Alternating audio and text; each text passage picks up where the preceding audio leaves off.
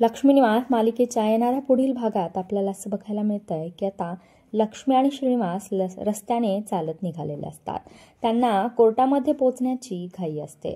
तेवढ्यात गाडीवर काही चोर थांबलेलेच असतात। त्यांना लक्ष्मीच्या गळ्यातलं मंगळसूत्र दिसतंय।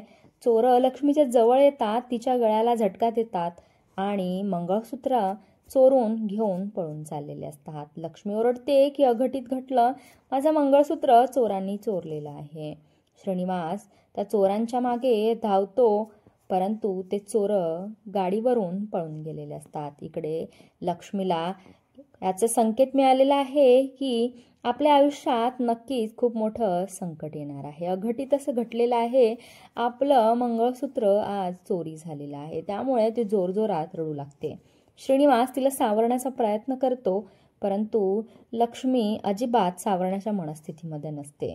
त्यानंतर पुढे दिग्विजय म्हणजेच विश्वाचे बाबा हे निघालेले असतात। त्यांना कळतंय की चोरांनी कोणत्या तरी स्त्रीचं स्त्रीधन चोरून आणलेलं आहे।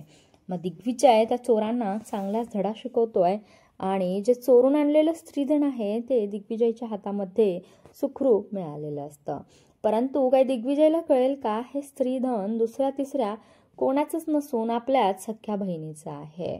आणि काही दिग्विजय आता आपल्या सख्या बहिणीची म्हणजेच लक्ष्मीची इज्जत वाचवण्यामध्ये यशस्वी होईल का, हे बघणं खूप रंजक ठरेल।